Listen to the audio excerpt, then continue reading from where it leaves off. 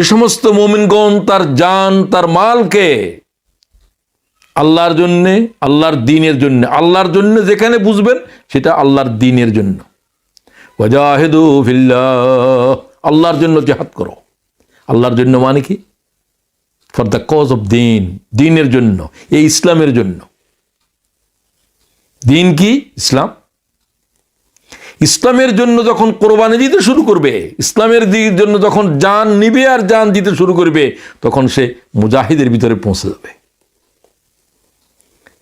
ইমানের থেকে ইসলামে আসছে, ইসলামের থেকে এখন মুজাহিদ জিহাদকে এখতিয়ার করে নিয়েছে। আগেরগুলো তো আছেই, এর অতিরিক্ত অতিরিক্ত অতিরিক্ত। অনেকে আমরা মুমিন, আমল নাই, এই পর্যায়ে কিছু আছে, কিছু আমল আছে, জেহাদ নেই, এই স্তরে যায় নাই, শুধু ইমান আছে, নামাজ আছে, রোজা আছে, সব কিছু আছে না।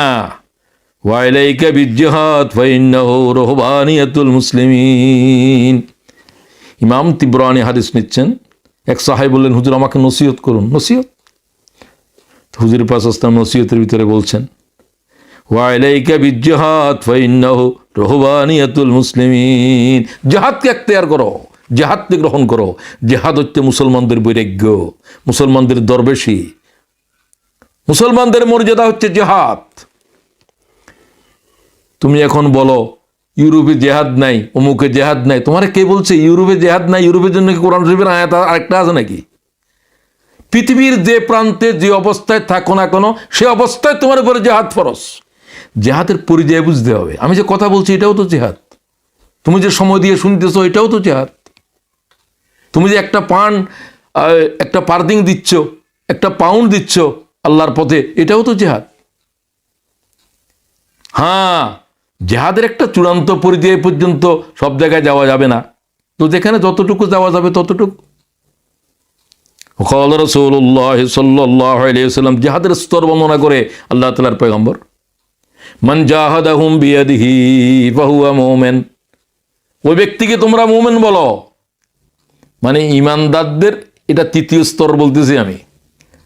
এই স্তরে যদি না যাও, তোমার কাছে ইমানেই নাই।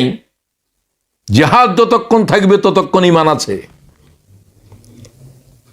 শাহাদাত দেওয়াটাও জিহাদের ভিতর, তাও এটা স্পেসিফিকলি এটাকে আরো ক্লিয়ারলি বলা হচ্ছে, মান জাহাদাহুম বিয়াদিহি ফাহুয়া মুমিন ওয়া মান জাহাদাহুম বিলিসানিহি ফাহুয়া মুমিন ওয়া মান জাহাদাহুম বিকলবিহি ফাহুয়া মুমিন। যে ব্যক্তি হাত দিয়ে জিহাদ করলো সে ঈমানদার, তা পারলো না। যে ব্যক্তি জবান দিয়ে জিহাদ করলো, কথা বললো, সেও জিহাদ করলো না। বলার কোনো অনুমতিও নাই, পত্রপত্রিকায় লেখার কোনো অনুমতিই নাই, তাদেরকে ডিজিটাল মামলা দেয়া হচ্ছে।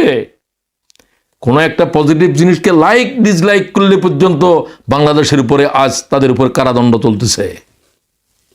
কি জাতের নির্যাতনের কোন পর্যায়ে পৌঁছছে তারা! আমরা তো অন ইসলামিক দেশেও এর চাইতে, মুসলমান নয় যে দেশে, সেই দেশে আপনি বলতেছেন জিহাদ নাই, সেই দেশে তো অনেক ভালো আছেন, দিনের কথা বলা যাচ্ছে।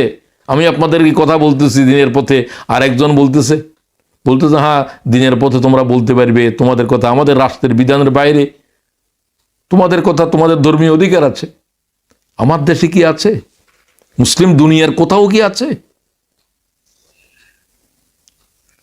সুতরাং তো এখন তো আল্লাহ তাআলার দ্বীনের দাওয়াত দেওয়ার জন্য মুসলমান যেখানে নাই, ওই জমিনকে আল্লাহ তাআলা যেন কবুল করে নিয়েছে। জার্মানিকে কবুল করেছে, ব্রিটেনকে কবুল করেছে, আমেরিকারে কবুল করেছে। আমার তো বলতে দ্বিধা নেই, আগামীর আল্লাহ তাআলার দ্বীনের দাওয়াত পৃথিবীর অমুসলিম দুনিয়া থেকে শুরু হবে, শুরু হয়ে গেছে।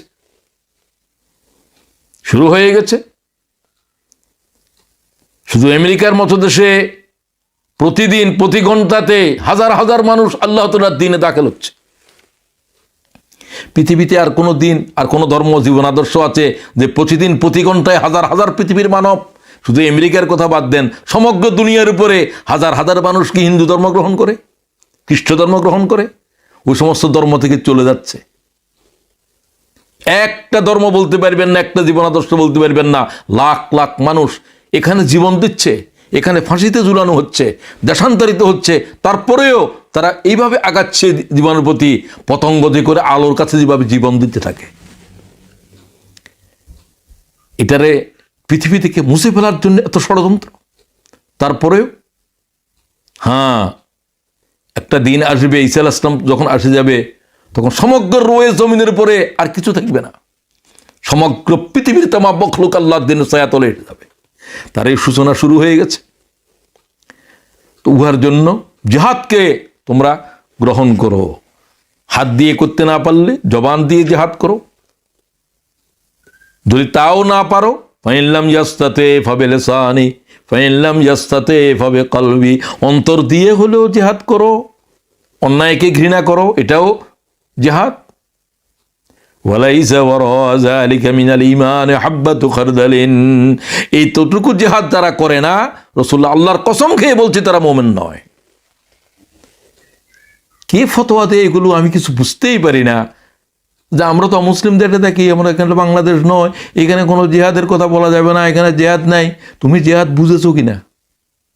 তুমি জিহাদ বলতে বুঝো খালি মারামারি, দরাদরি, এগুলো তো পুরান জমানার কথা। আর এই শতাব্দীতে এই ধরনের মারামারি নেই, এখন চৈন্তিক জিহাদ চলছে, ইন্টেলেকচুয়াল জিহাদ চলছে, জ্ঞান গবেষণার জিহাদ চলছে। সুতরাং মানুষের মনোজগতে বিপ্লব আনো, মানুষের মনোজগতের পরিবর্তনের জিহাদ করো, দাওয়াতের জিহাদ। জিহাদের সূচনা এবং সর্বপ্রথম যে জিহাদ শুরু করতে হবে সেটা হলো জবান দিয়ে, তারপরে কলম। এগুলো তো কিয়ামতের একদিন পর্যন্ত বন্ধ হওয়ার কোনো সম্ভাবনা নাই। এতই যদি করতে না পারো, ঘৃণাও কি করতে পারবে না? এতটুকু যদি করতে না পারো, তোমাকে তো ওই ভূখণ্ডে থাকার, আল্লাহ বলছে আমার রয়ে জমিন অনেক প্রশস্ত, তুই পৃথিবীর অন্য জায়গায় চলে যা। ইন্না আরদি ওয়াসিআ, আমার পৃথিবী প্রশস্ত, আমার পৃথিবী প্রশস্ত, আমার পৃথিবী প্রশস্ত। আল্লাহ তাআলা বলেন ফাইয়া ফাবুদুন, আমার বন্দেগী ছাড়া কারো গোলামি আমি গ্রহণ করব না। যদি এই জমিনে না পারো, বন জঙ্গলে চলে যা, পাহাড় পর্বতে চলে যা, যেখানে পারো সেখানে চলে যাও। হিজরত সকলের জন্য জরুরি।